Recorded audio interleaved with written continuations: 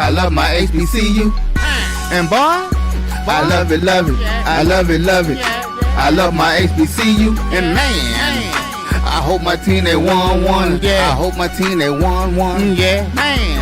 I hope my team they won one. I hope my team they won one. I tune into the HBCU Sports Lab to see if my team won or lost. If they lost, I'm quiet as a mouse. But if they won, keep tab. I'ma do the dab, yeah. Dr. Cavil, he know what he be talking about. Mike and Charles, they know what they be talking about. They compress the analytic data with the hip hop. If you know them like I know them, they gon' tell you if your team, if they won or lost, and who the ball, So listen to Professor, yes sir, and pay attention, cause he gon' teach a lesson. This is Dr. Cavil's Inside the HBCU Sports Lab. This is the Indy Report. This is episode 658, and I am David L. Rhodes, and I have my main man, Brandon King from Tennessee State. What's going on, sir? How's it going, my brother? Doing good. Sound looks immaculate. Wi-Fi's immaculate. I love it. we got it working finally. I'm not just a spinning circle popping in and out today. You weren't just a spinning circle. You were also like a guy that was talking with a delay. Like you would talk with a delay and we would catch it like a myriad of seconds later. I can only imagine what it actually looks like live, like after the fact. But all right, let me go through the intro real fast and then we'll have some discussion points. Welcome to episode 658 of Inside the HBCU Sports Lab radio show and podcast, the show that's covering the HBCU sporting diaspora, all things HBCU sports for institutions large and small. From the NAIA to the NCAA, we share insights and information on the HBCU sports culture and HBCU athletic aesthetics to facilitate the story of the HBCU's athletic programs and the business of HBCU sports. I'm your host, David L. Rhodes, and with my partner in crime, Brandon King. Jeff Johnson and Tariq Wilson are both on assignment. We are filming live from our home studios and sending a signal live to our KCOH 1230 AM studios with the Texas Radio Hall of Famer Ralph Cooper in the beautiful home of Texas Southern University from Houston, Texas. All right, Mr. King, man, I got a question for you, man. Have you been paying attention to what's been going on with SWAC softball? A little bit. I've been more focused on the baseball aspect of it. Okay. So some of the softball has snuck by me a little bit. I just know this, and I think the 6 o'clock games has probably started at this point. I just know that in the first round, the SWAC, the East Division went 4-0 in the first round. Wow. So everybody in the West is sent to losers. Like they got pushed on to losers. So, and I believe the next rounds are happening right now. I guess there was some delays if I recall. So the next set of games are happening right now. But the East has been strong not only in softball but also in baseball. So I'm not shocked by it at all. But it's just, I know there was a lot of discussion points about after postseason awards and like at FAMU didn't have any first team folks on the first team awards considering how good they were, and there was like a travesty with regards to that. But I think they're gonna have a point to prove in this tournament, and I think they're proving it so far. So yeah, absolutely, yeah. But we'll see how they do in baseball. I know FAMU and Bethune are pretty much the class of the town on the baseball end of the spectrum with regards to the divisions there. And there are some big time matchups with potential conference tournament implications coming up this weekend. So it's still there's still some things to be played for on the SWAC side in terms of baseball as we get into the conference tournament. And I've said this on shows previously. Like I was somebody who was kind of on baseball in general since I stopped playing. But since I had the pleasure of covering it a couple years ago, and that was kind of like the first time I really had a chance to sit there and get locked in on SWAC baseball for an extended period of time. And ladies and gentlemen, if you have not watched this phenomenal baseball that's played in this conference with some outstanding players. I mean, I was watching from 8 a.m. to 8 p.m. and it was some great baseball being played. And again, I've said this, but some of the things that I enjoyed is so much of the strategy that you used to see in baseball, shifting, infields here or sacrificing to move the runner. It was so interesting to see that chess play and that back and forth of strategy between the managers and the teams and how those things played off. And I was into it. I was 100% into it. And the SWAC Digital Network did a phenomenal job of putting all that together. So yeah, if you hadn't checked any out all season long, I would highly, highly recommend you to tune in to some SWAC baseball as we get into the end of the season and get into the conference tournament. Yeah, I will say, man, and I think with that, those strategies, part of the reason why they've been able to get some players drafted. Like the SWAC has done a pretty good job to get some of their players drafted because of that. 'Cause I think that's a big factor in baseball, man. I think that strategic aspect is a lost art in some facets of it all. So it's kind of great to see, and that's why the SWAC is continuing to get some players drafted. Um, I had a second. I want to. So with regards to the softball games happening now, right now, top of the third, it's a tie game between Grambling, Texas Southern, and Southern is leading Prairie View 1-0 in the top of the second. So the tournament has started. It has continued. The big games though are tonight. You got Bethune-Cookman playing Jackson State, and you got Alabama State playing FAMU. So the real ones start tonight. Like those games are the winter bracket games. So because it's double elimination in the softball tournament. If the little ones allow me, and I can step away from my NBA coverage, then I'm definitely going to check that out. Yeah, Celtics got a big game tonight, man. They do. Porzingis is supposed to play. Um, yeah, but I don't want to sound like the old man standing on his porch waving at clouds. But at what point, after we've missed 23s, 33s, do we figure out maybe we need to do something else?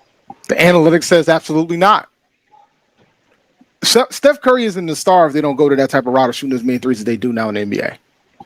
Like, I mean, and they won an NBA championship doing that last year. They did. Like, like I prefer them to actually do more than just shoot threes because it's a tough game to watch. I'm hoping it gets to a point where playoff basketball becomes the way it used to be when it comes to playoff basketball. But I don't know, man. But it's going to be tough. Yeah. I mean, you'll see it bits and pieces. I think the last series where I saw, you know, physical defense was actually Kevin Durant's last series with the Nets when they let him play a little bit, and we saw how that turned out. But like you said, man, analytics, for better or worse, it tells him to keep jacking up threes, no matter that the fans are saying they don't like it. All the games become these cookie cutter affairs, and it becomes more and more less about the team rebounding. Are they playing good defense? It's like what team is hitting threes that particular night. Normally, is the team that wins, Mm-hmm. and to me, it's not as enjoyable of a style of basketball. You know, let, I'm gonna look. I'm gonna push away from the bar on that one because I could do a whole 45 minutes on that alone, and Well, I can feel myself getting warmed up. I'm gonna stop myself. all right. So I do want to bring up the WNBA, Okay. only because Diamond Johnson got waived from the Minnesota Lynx and didn't really have a really good opportunity. And I think everybody's saying we need to add more teams, but I think there's more than that for me. Like I just feel like I didn't have a chance to verify, but there were folks on social media saying this is something that the Minnesota Lynx does. They'll bring on an HBCU person, don't give them a fair shake, and then let them go. But I don't know how accurate that is. But I will say the fact that she didn't have an opportunity to play is so unsat. They just pretty much signed her, and then they just said, "All right, we're gonna let you go," which is insane to me. And I just want your thoughts on that. Yeah, we've seen this happen a little bit over the past couple of occasions where we've seen some of the cream of the crop of our women's HBCU players get drafted. But like I said, they don't get a fair shake. And we've all seen what Diamond Johnson is capable of. We saw what you did at Norfolk State. And And the thing about it is, you can't even use the HBCU bias against her to say that she didn't play any competition because we saw her do it at the major division level Hmm. for 2 years. So you can't even use that against her. It's almost like there's some sort of unknown Rooney Rule. They're checking off a box, like, hey, we at least gave him a shot and we put him on the roster. And you're not gonna play this young lady who we've seen. I mean, she can go. She's absolutely a professional. Um, and she didn't get a fair shake. And kind of going back to what you said, I know they are adding 2 teams over the next 2 seasons, so the Not enough. Valkyries will be starting. It's not. And I can't talk. Toronto Tempo is starting in 25-26. Um, but I think there is a discussion for them to have more teams. Again, I'm not going to get into the whole profitability and all that, but I think there's enough talent now, and we're seeing it, so where there needs to be some more opportunities for these young ladies to be able to apply their trade at a high level. I know we've seen, the unrivaled. I watched a lot of those games. I thought that was a really enjoyable league. But yeah, there needs to be, at least particularly at the WNBA level, because that's what we're talking about. Um, there's got to be some measures taken to where we can look at getting some additional expansion and getting some of these young ladies more opportunity. But it was really disappointing to see that, and I'm hoping that she's going to get a chance somewhere to continue to play the game. Yeah, man, it's tough. Like I know it's tough in the WNBA. Like there were draft picks that got cut too, right? I think there was Yeah, a 17th round pick got cut. So I yeah, know it's cutthroat in that league, and it's hard to make a roster. I think the big thing, like if she would have had an opportunity to play and then they'd make the decision to waiver, that's one thing, right? But to not even have a chance to play, and they're like, nah, we good here.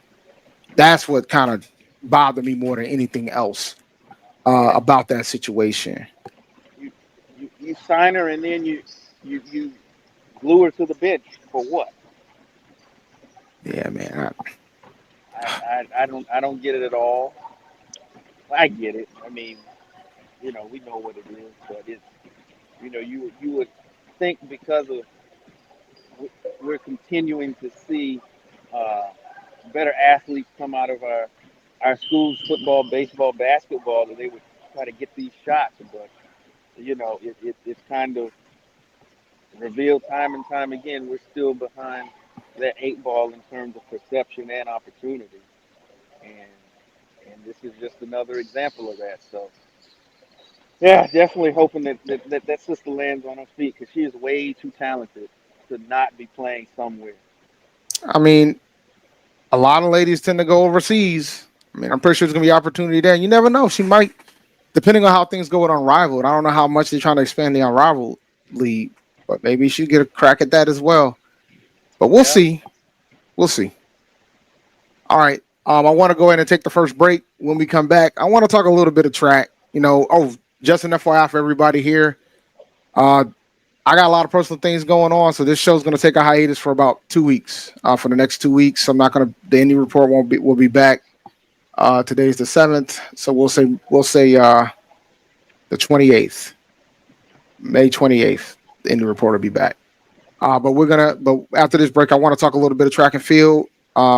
We had some conference awards given out on the Indy circuit, and I want to talk about the track and field championships for the CAA as well. So we'll be right back after this quick break. Right. Let's face it, shopping for insurance can be time consuming. That's why when it comes to your auto, home, and life insurance needs, make things simple and trust the experts at Allstate. They will help you get the coverage that fits your needs while helping you bundle your life, home, and auto policies. Bundling saves you money, sure, but it also saves you time, so you can enjoy the things that matter most even more. Contact me, Tammy Haynes, your local agent, for a free personalized insurance quote. Allstate, are you in good hands? There's a shot. To right. Might be. It could be. Right field. Grand slam. What a shot. That's how you get hot, young fella. Thank you guys for what you do for HBCU athletics. This is a fantastic avenue for all of us. This is our ESPN, so we love what you guys do. All you guys at BCSN, we really appreciate what it is that you guys do for us.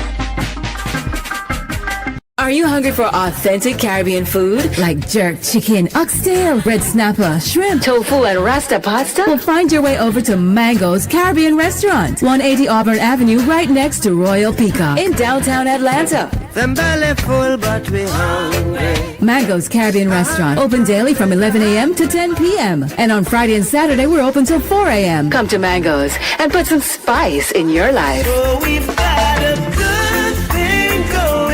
Mango's Caribbean Restaurant, 180 Auburn Avenue, right next to Royal Peacock in downtown Atlanta. For more info or directions, call 404-698-3992 or log on to mangoscaribbeanrestaurant.com. For instant coupons, text MANGOS to 313131. Tell your mama hungry, papa hungry, brother hungry. Mango's Caribbean Restaurant, authentic Caribbean cuisines. Open up the door, tell your mama hungry. The Cavil Group is a Florida-based marketing and training consulting firm. We help businesses communicate to their target audience and engage them in conversation. We also help to expand their audiences, which will ultimately result in growth for those organizations. In addition to being a certified constant contact specialist, my colleagues and I are also certified in John Maxwell Leadership Principles. We use these proven principles to conduct workshops, training, and private coaching sessions for individuals and companies looking to take things to the next level. Contact us to schedule a free consultation. Issues today, don't delay, call Cavil. Oh, my bad, guys. Hold on. I gotta be. This is what happens when you're live, man. You don't be paying attention half the time. Compress the analytic data with your hip hop. If you know them like I know them, they gon' tell you if your team, if they wanna lose, and who the ball. So listen to Professor, yes sir, and pay attention, cause he gon' teach a lesson. Welcome back to Dr. Cavil's Inside the HBCU Sports Lab, episode 658. This is the Indy Report. My apologies for that. I was looking up something and I was in awe of what I saw before we had the discussion point about the track championships. Before I get into that, though, I want to shout out Hampton and A&T because they won some weekly awards. Jordan Mosey from Hampton won the CAA track coach women's track athlete of the week. She won the 800 meter event at the Aggie Classic with the personal best 2 minutes and 4 seconds and 2:04:41. Yeah, last weekend A&T had their Aggie Classic. They run 2 meets every year. They have Aggie Invitational and they had the Aggie Classic. So we did the Aggie Classic last weekend and Hampton was there. Shout out to Julia Nusso. She won the Women's Field Athlete of the Week. She won the discus at the Aggie Classic, setting a career mark along the way. And shout out to Xavier Party. He won the triple jump with the personal best 15.67 leap at the Aggie Classic, which that won him that victory. So he was the men's field athlete of the week. And Jason Holmes took over the 110 meter hurdle lead in the conference by running with a 13.45. So he was the track athlete of the week. So the Aggies took 3 out of the 5 awards given. Hampton took 1. So shout out to them. But man, let me tell you something, man. The track and field championships are coming up the next week. And it's going to be hosted at A&T. And for the first time, it's also going to be streaming on Flow Sports. Okay. So this is going to be good. I've been pushing very hard to try to get track. Like Flow Sports, I know a lot of folks feel a way about Flow Sports because it ain't ESPN and some people ain't fans of the production. But all the sports are there. All the sports were pretty much there with the exception of the track. Like all my baseball games were there. All my softball games were there. Like you knew where to go if you want to watch a men's basketball game, women's basketball game, football. Everything was there. And that's what was awesome about it. It was only $100 a year, so I can't complain. But now they're hosting the track championships this year. And it's going to be streaming. Now, the reason why I forgot about getting us back into break properly was because I was looking to see, all right, I knew Northeastern won last year, but then I was like, how many years have they, on the men's side, how many years have they won? They've won 9 straight. Good Lord. On the outdoor side. So it's imperative that A&T ends that streak this year. And I think A&T's got a legitimate shot because they'll be going for their 10th consecutive in the track championship. So we got to stop them from going double digits. So, and I think we have a legitimate shot to do it on the sprinting side of the fence. But the thing about Northeastern, they're a very balanced program. So they have pretty good people on the field events as well. So hopefully A&T can end that streak this year. We won the indoor. Outdoor is a different ball game. But we've already gotten some pretty high rankings in the 4x400 and in the 4x100. We got folks that are running well in the 110-meter hurdle, and we got folks running well in the 400 meters. In the field events, we got a few folks on the men's side as well. So I think we got enough. We got enough to get it done this year. We kind of won pretty convincingly on the indoor, but now I think it's time for us to go ahead and get to work and get this done on the outdoor too. Yeah, because otherwise they're just going to change it to the Northeastern Invitational at the CAA Championship. Being 9 and that's like video game high school type stuff where you just see that extended period of dominance in Division I athletics.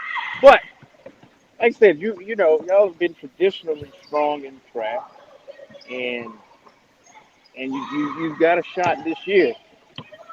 I'm sure the other schools, look, if they can't win, maybe they rooting for y'all. They figure y'all are the best chance to break this streak.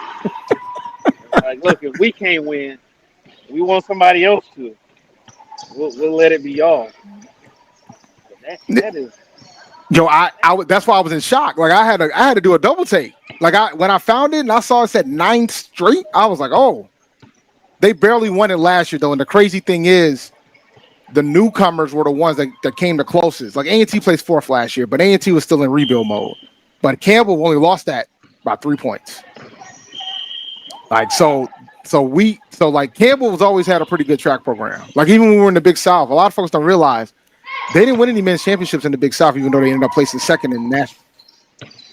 Because at the time, Coach Ross was not. He wasn't at that point of his program. He wasn't too worried about conference championships. He was more concerned about winning nationals. So he would typically send the B team out there, and the B team would still end up placing like 2nd. Like that's so, crazy. You know, so he would send out the B team. Like he would, or like if there'll be 2 meets in a weekend, he'll send the A team to the big meet and sends the B team to the other one. Like that was like because we fund our track program pretty well in that regard. Clearly. Yeah, we fund the track team pretty well, for sure. I'm not sure when the OVC's track championship is going to be, but do you guys think y'all got a shot to win it all? I mean, and well, let me say this. I'm sorry, hold on, my camera. I didn't knock my thing. No worries.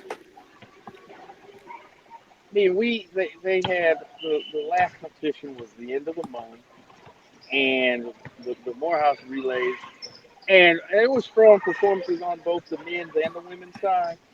So I wouldn't sit here and say that that they would just be showing up. Do they have a chance? I think that they could be a top 3 to 4 team. So we'll see. Look, let's just go out there and continue to have some strong performances. Yeah. And I'll be happy with that at this point. So we'll see how this one shakes out. I know. Look, a lot of the sports focus on 3500 is on the football team and all that's been going on. So track, even though they've been one of the more successful programs at the school, has somewhat flown under the radar. But yeah, I'm looking for some good performances. I said all that to say that. That's fine. Well, because it's funny. We always have the discussion like about A&T's like jump, so to speak, and folks always talk about the football side of the fence, and I always argue with them like, guys, I think you guys are discrediting having Olympians like in the track program and what type of exposure that brings and the type of talent that can bring to that school. Because even back then when we had our commercials, we did a whole commercial on the track team. Like we didn't add on the track team to advertise the school, and we did it for football too. But my point I was trying to say is, I think with everything's going on with NIL and things of that sort, a lot of institutions got to make decisions on which way they want to go, and you can make track a revenue generator if you want to, but it's just going to require some level of investment. Because the sprinting, look, man, folks like seeing races. They just do. Like, folks like seeing races, so you can pay the folks to go see races. Yeah. So the track NIL market may be an untapped one. Oh, it's not. We lost somebody to NIL a year ago, so it's untapped. But like, there's still some schools that are doing some level of investment. But I will say it might not be as difficult to win those battles. But then you got to make the decision on how you want to balance that with the other sports. Like A&T has made the call. They said that they're going to evenly distribute based on the main 6 sports that they have.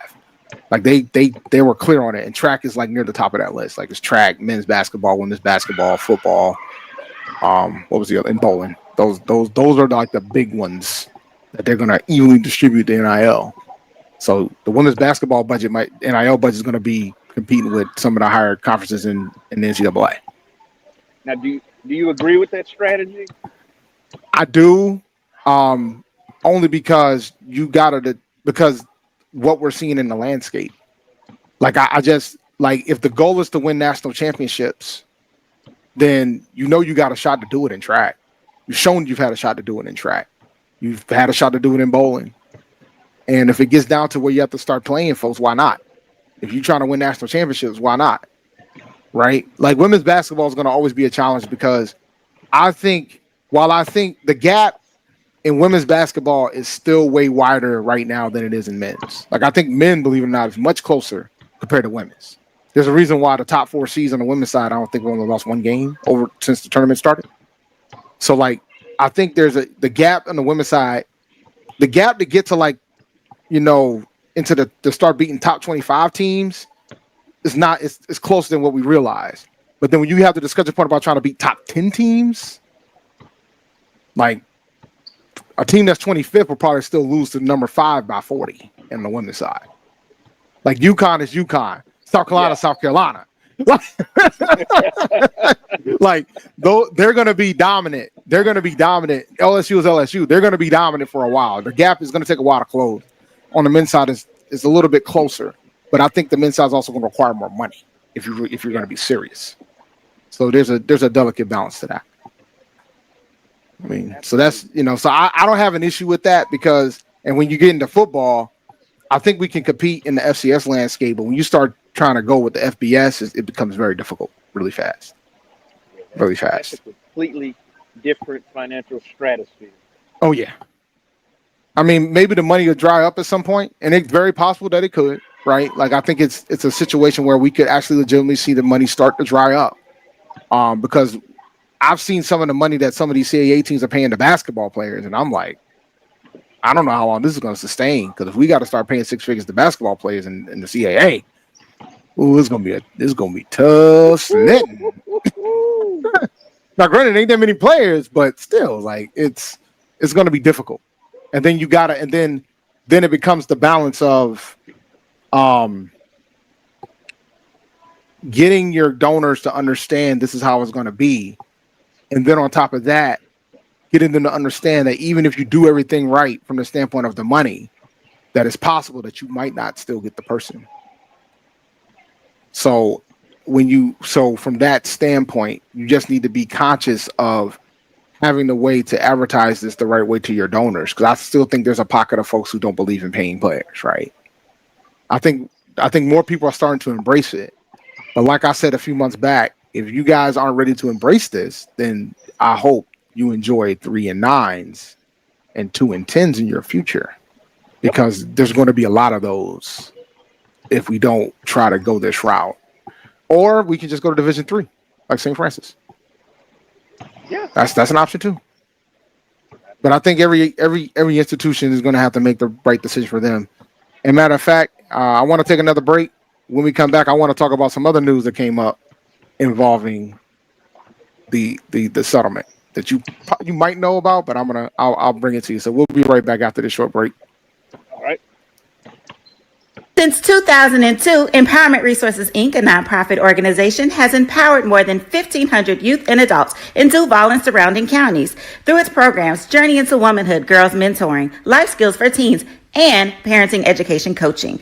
To get involved with programs, volunteer, or donate, visit www.empowermentresourcesinc.org. Follow us on social media, facebook.com/empowerment.resources and instagram.com/empowermentJAX.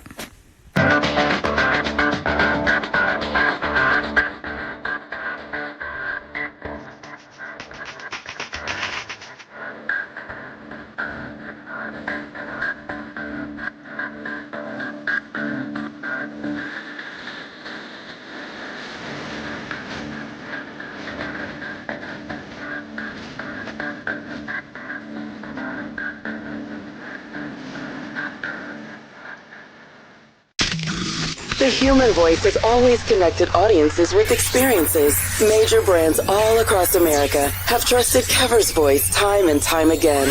Conversational, powerhouse, intelligent, and sincere. That's the voice you need for your creative marketing process. KEAVERSVOICE.com. Kever's Voice, Kever's Voice, KeversVoice.com. Always on, all the time.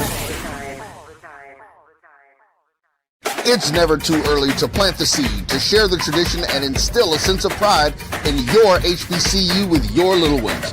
HBCU Pride and Joy Children's Boutique helps you share your school spirit with a wide selection of adorable kids' apparel and accessories officially licensed from your favorite HBCU. Visit HBCUPrideJoy.com and follow us on all social media at HBCU Pride Joy on Facebook and Twitter. When it comes to professional learning, teachers deserve better. From the leader in online learning, Stride brings you the Stride Professional Development Center, an on-demand library of mobile-friendly courses that gives teachers choice and flexibility, allowing them to learn anytime and anywhere. Our dynamic courses provide bite-sized learning and help educators advance their knowledge while also gaining professional development hours. It's time you take charge of your learning. Visit us today to get started. Compress the analytic data with your hip-hop. If you know them like I know them, they gon' tell you if your team, if they want to lose, and who the ball. So listen to Professor, yes sir, and pay attention, cause he gon' teach a lesson. Welcome back to Dr. Cavil's Inside the HBCU Sports Lab, the Indy Report, episode 658. I'm here with Brandon King. So Brandon, we have some news that came out today. Well, there's two things, but they're related, so we'll go in and we'll crunch them together.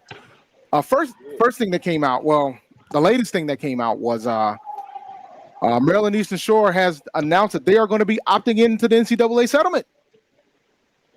And I'm going to be honest, man, I was kind of taken aback by it a little bit, considering everything that's going on with the institution from an enrollment and a budget standpoint.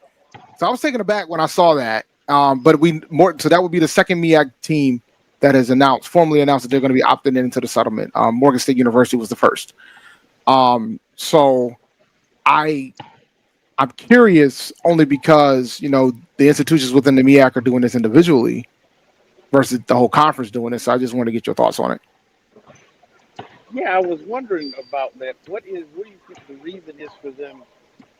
Is it a situation of the conference allowing each member institution to have that autonomy to decide if they want to opt in?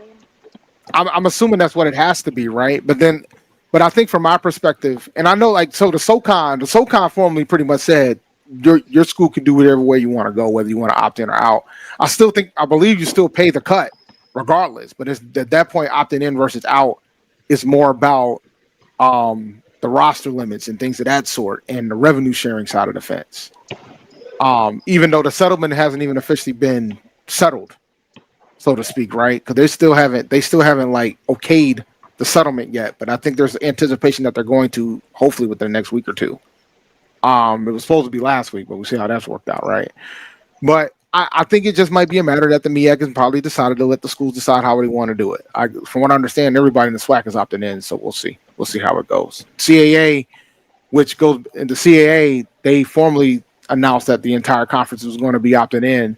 But William and Mary said that they were going to delay until 2026, and then they just announced that they're moving their football to the Patriot League. So they're going to move football only to the Patriot League, which I'm not shocked by because of the Richmond rivalry.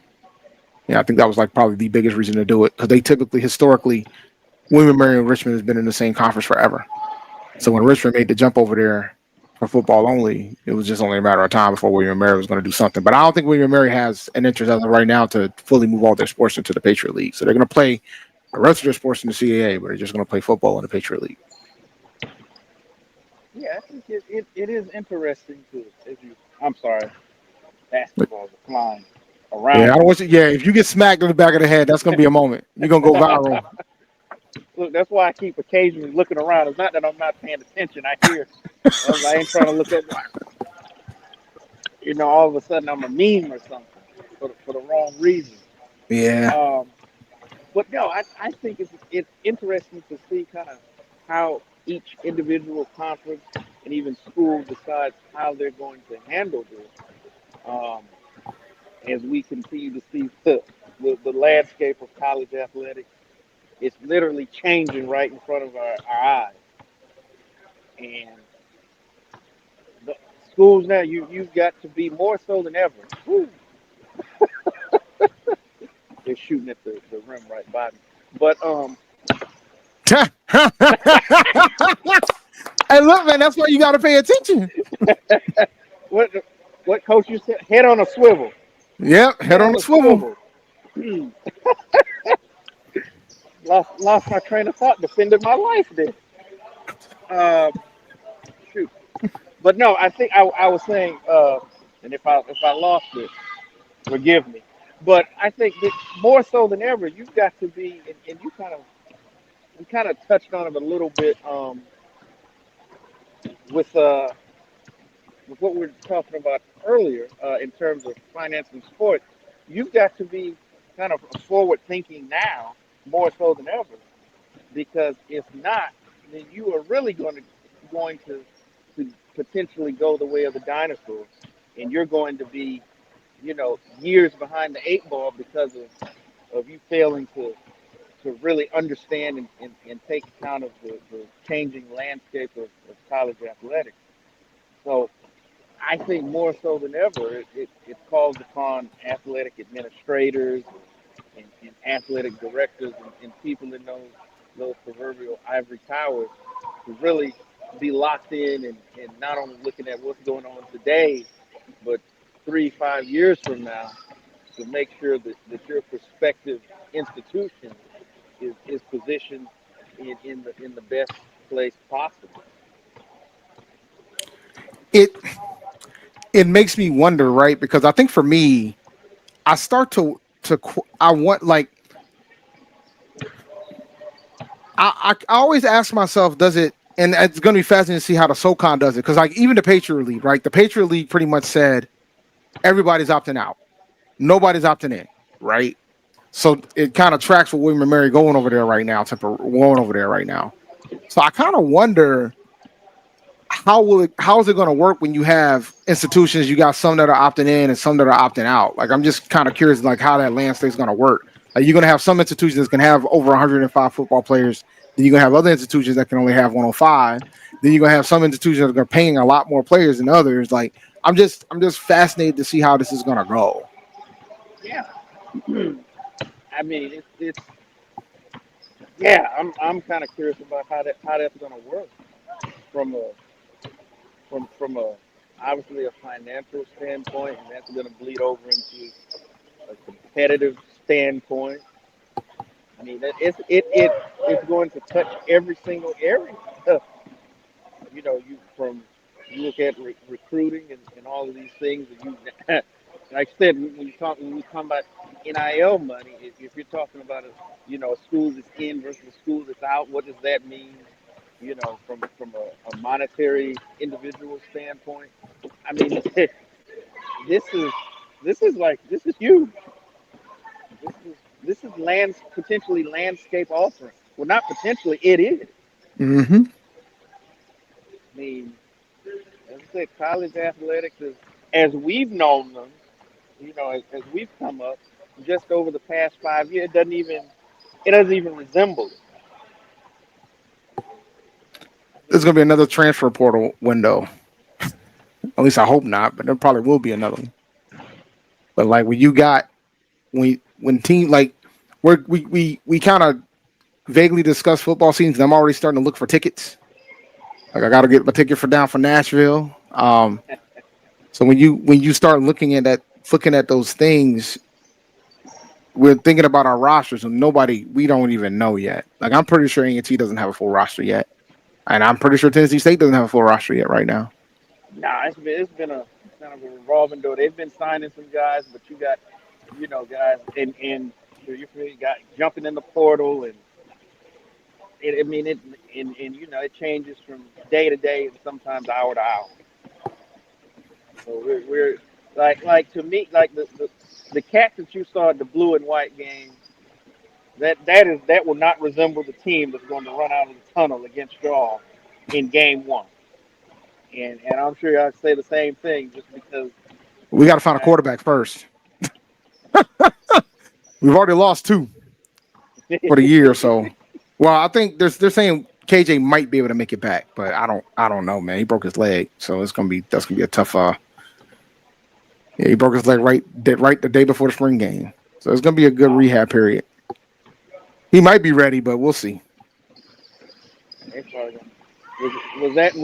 Was he looked at being your number one? Yep. Yep. We're gonna see. We're gonna see, man. This is gonna be interesting.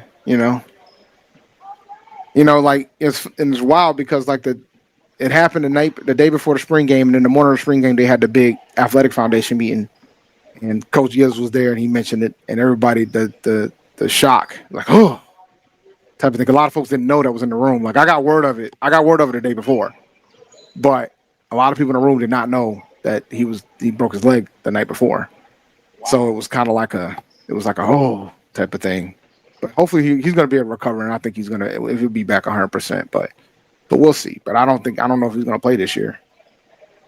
And if he doesn't, they can redshirt him again. You can get a medical redshirt and get another year. Yeah, I mean, if that's your guy, I don't know if I would from an injury that significant. I said you probably don't want to rush him back. But it's a tough spot though, right? Because with the portal, and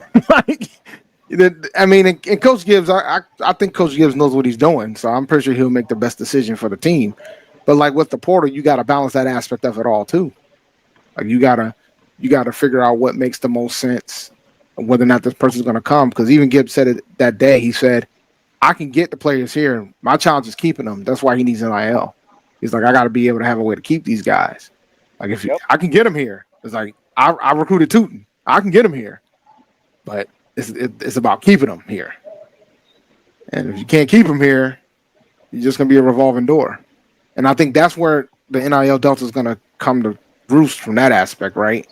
Like if you want to keep players, you're going to have to take care of them after that first year. Yeah. And we've talked about it so much. Even if you get them in there and they start playing well and they start getting that notoriety, it's just, the other programs, hey, we got this. We know you ain't getting that over there. Hey, big head, come on over here.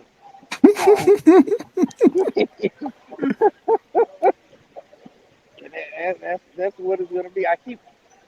I bring it up so often because he's been so vocal about it. Coach Moulton, as you would say, the school down the road. Mm-hmm.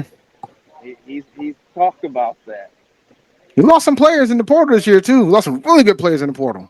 Yeah, and I mean he's talked about it the past couple years that whole thing that you bring You like Coach Gibbs was saying, you can bring them in there, but now you have a challenge of keeping them, and it's like recruiting is now a holistic process. It's not just you're recruiting for the future, but you got to recruit the guys that you've got in the fold already, and it's like, well, you got to look at how it potentially changed coaching. You know, if you coach a guy too hard, as you say in retail, you might inadvertently coach him out the door. Mm-hmm. You know, or whatever the case may be, and it's that particular aspect. It has really affected, and we see it, and I know I'm preaching to the choir on this one, but we see it so much at our schools. But you know, even in the big boys, there's turnover, so much turnover from year to year, even on good teams.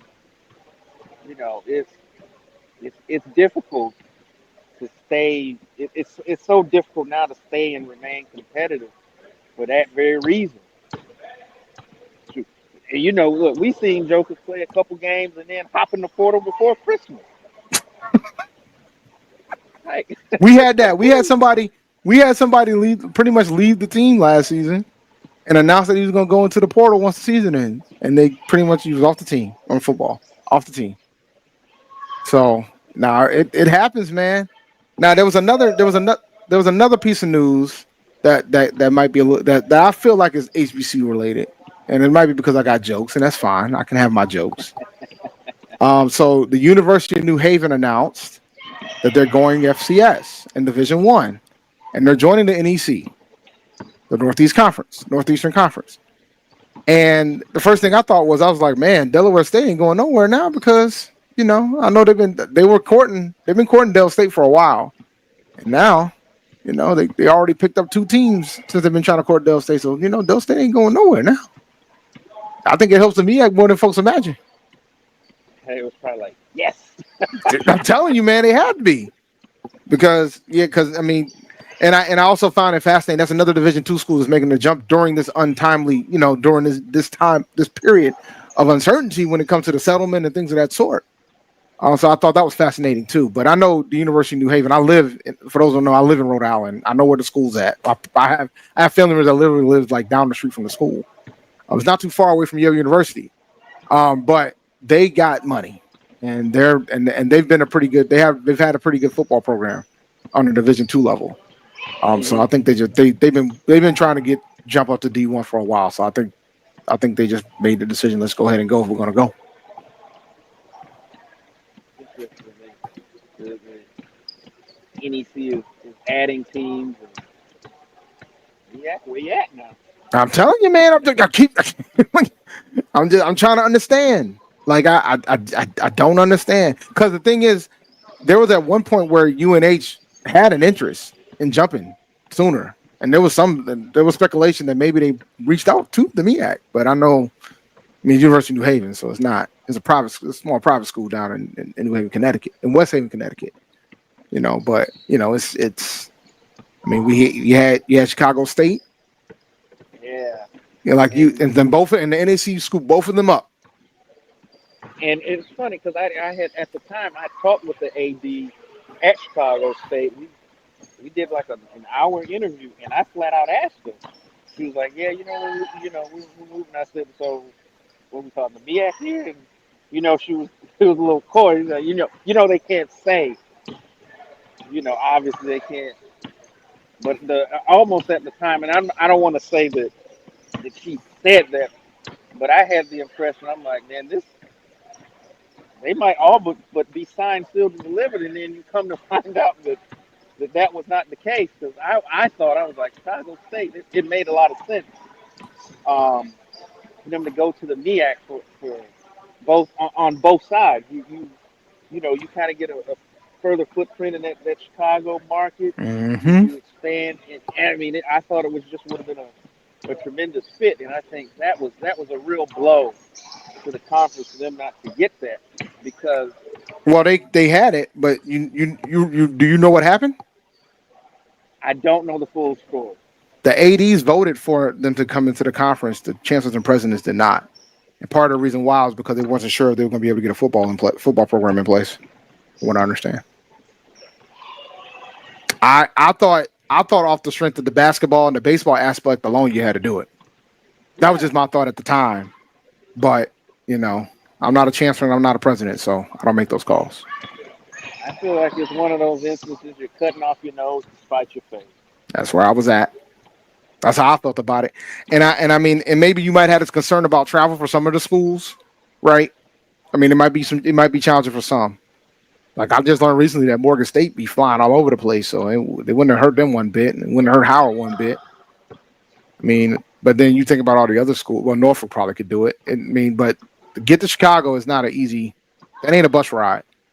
That's true. That one ain't a bus ride.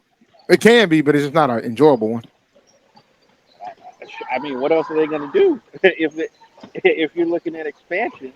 Unless you're going to gobble up, you know, some Division II schools, or, you know, I mean, there's a couple that could do it. There's a couple that can do it, but do they want to do it? Like I think Fayetteville State could do it. I think Virginia State can do it, but do they want to do it? That's the question. I'll say this on that, and I hadn't said the word TSU in about 10 minutes, and I was getting that itch.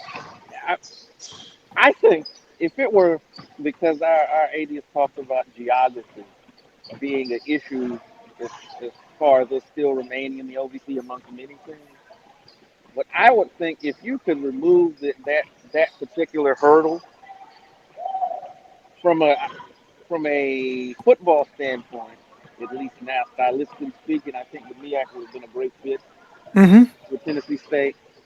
I know the people always the SWAC just because of the location, but I think how we played, at least under Eddie George, it would have been phenomenal, tremendous fit. But oh well. I think the MEAC's a better fit for y'all. I'll stand by that. And I think the MEAC needs y'all more than the SWAC needs y'all. I think you guys would be a threat in multiple sports walking right in. Yeah. Legitimately. But now, hey man, there's a 12th game now. They just passed a rule that there's gonna be 12 games starting in 2026 permanently. So now you can add another HBCU to the docket. The SWAC is looking for opponents. The MEAC is looking for opponents. Now A&T's got a new date ready. You know, I already got my thoughts on what I think they should do with their 12th game, but I think it's a no-brainer what they should do with their 12th game. It's not hard, but we'll see if they'll do it. I think you should go ahead and set up the rivalry back with Winston-Salem State and just make that the 12th game and be done with it. That should have happened like yesterday. The moment. Well, and we're going to have to shut it down very soon, but there's a history to it, right?